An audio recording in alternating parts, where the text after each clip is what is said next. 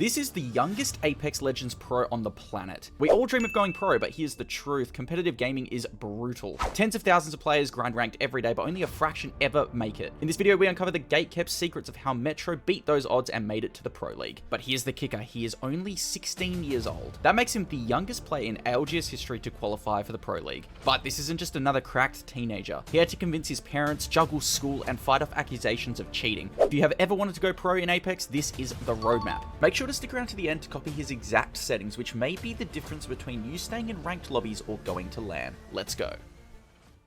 Metro, welcome. Can you tell us a little about who you are, sort of your history in Apex, and where you're at today? I'm just a 16-year-old goated Apex player. Yes, sir. It's taken a long journey. It's been a really long journey to be where I am today. A lot of humbling moments, especially. You are, I believe, officially the youngest player in Apex history to make Pro League. So, first of all, Yep. how does that feel? And like, how did you do it? That feels it's crazy. It's crazy to hear people just say it in general. Like, it was crazy thinking about it today when you told me, but because I actually didn't know. It's just crazy to even hear people say it, because coming from where I was on console and being like, oh no, not that kid, he's cheating, or no, not that kid, he's toxic, or he's got an ego, and then now being the youngest ever to be in Pro League, just it's a massive jump. Still just unbelievable to think about. Did you kind of know that you were gonna get there this early and like, Nah, you no, didn't? You had no definitely not. idea? I played a variety of games. I played Black Ops 3, Fortnite. I was like really good at Fortnite, so I thought I was going to go pro in Fortnite, not Apex. Yeah, okay, so you've had your hand at a few different titles, and Apex is sort of the one that's stuck. That's really interesting. Yeah, I was gonna just start with basically also saying, like, or asking you rather, what have you played in so far since qualifying for Pro League? What's that journey been like since actually hitting that qualification status? I'm just going to start from the beginning. So BLGS was my first ever event, and we placed, I think, 6 overall, and it was obviously at the age of 16 getting the amount of money as what I got. It's pretty fucking cool. I went from BLGS to PSQ, which we qualified for Pro League, and then I played the Apex South Cross Apex North Steel Series tournament, and I think we tied for second in that, which is just crazy to think about again. We played regional finals and we almost qualified for the Esport World Cup. A bit of backstory, guys. So Metro has played in our Sunday customs over on Twitch for like over a year, and let me tell you, right, I thought this guy was either cheating or on crack, and it turns out he was actually neither of them. He's just simply better. He's just the GOAT. Again, we're taking it one step further than going from master to pred. This is from pred to pro. I got the pleasure of meeting Metro at a LAN event here in Melbourne, and this guy's an absolute gem. You touched a little bit on your team, right? So your journey from start to finish, how many teams have you sort of cycled through, or have you had the same teammates the whole way through? So I started off with a team called No Fly Zone, NFC.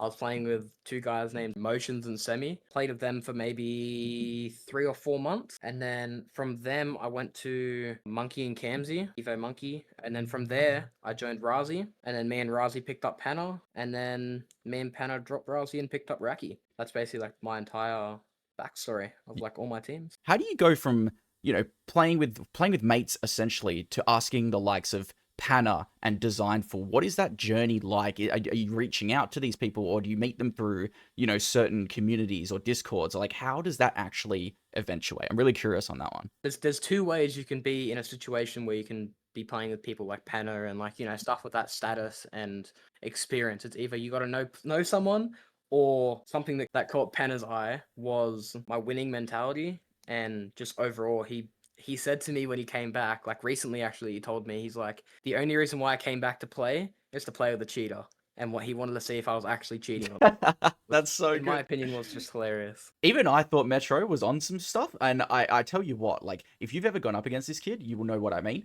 But yeah, let's go into that too. You had, I believe, quite a few people coming out the woodwork and saying this guy is straight up cheating. Like, he is beaming my head off. As a young player as well, how did you handle that sort of criticism and the negativity around that? Did you just kind of ignore it and say, let me just, create results and speak for themselves type thing? Like, how did you navigate it? I honestly, at the time, was a very immature, because I was 15 at the time I was being accused of cheating. I was like handling it really bad. So I used to let that get to me like a lot, and then I'd try and bite back and that really would not work at all. But at one point, I was banned from probably 85-90% of Apex South scrims, TDMs, org discords, like Wow. everything. I was banned from everything because people like the word got around that I was quote unquote cheating and like using wall hacks and Zim.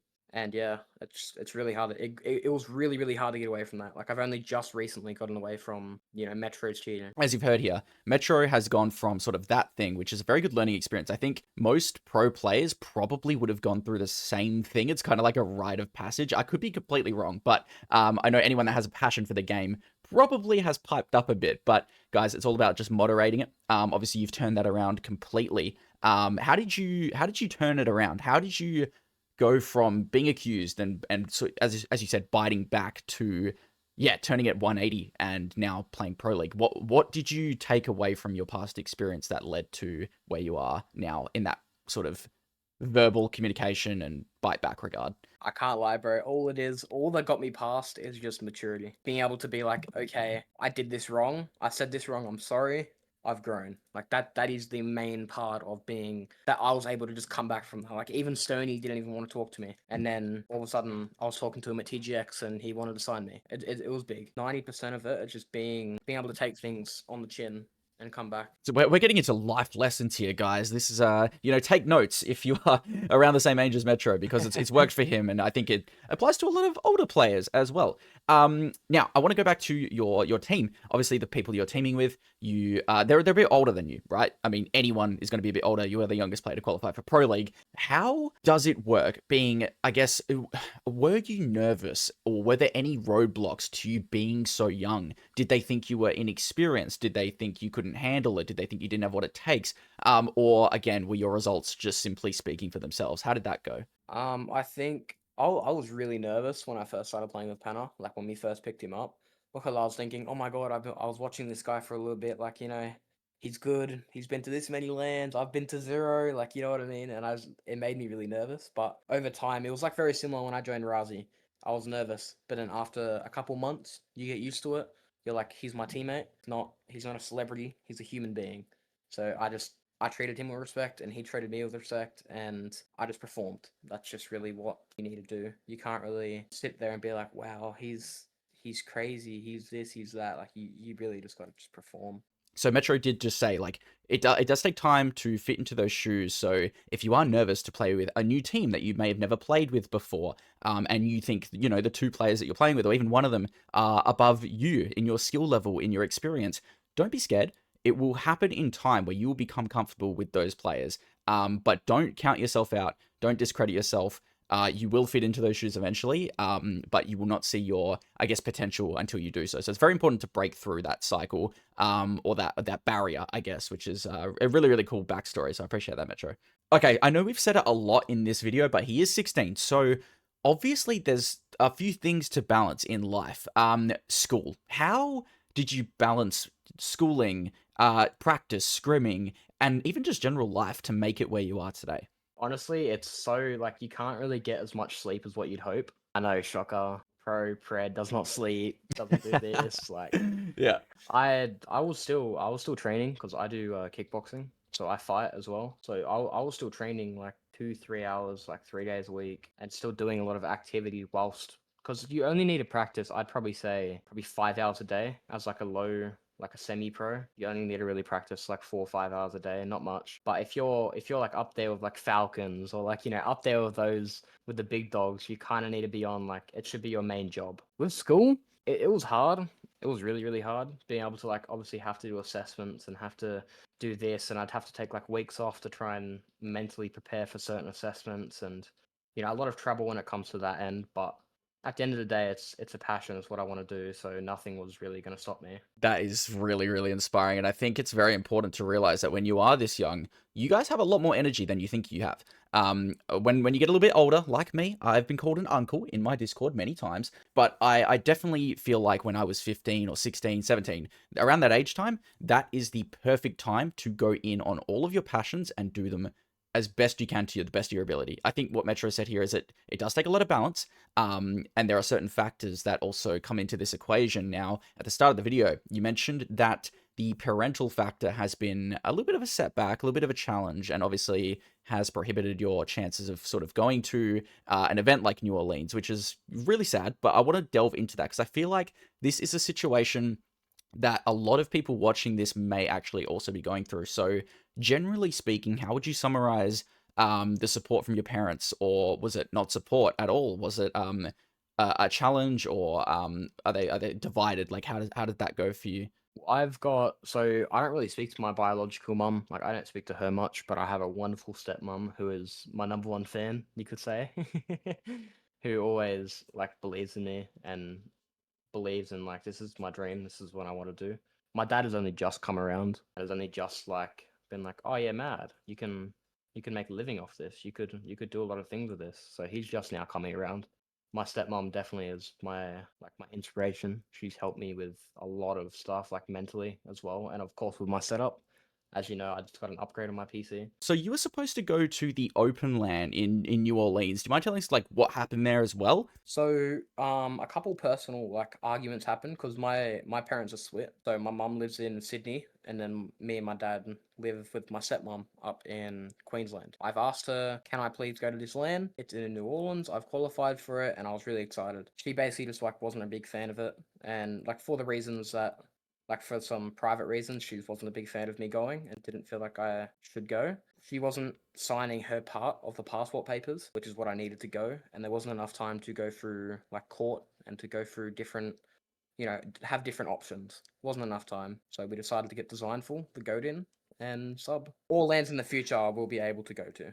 Man, going through, I guess, having some kind of roadblock in that regard, it does demotivate a lot of people, and I think for especially my generation, we grew up with parents not really understanding esports gaming.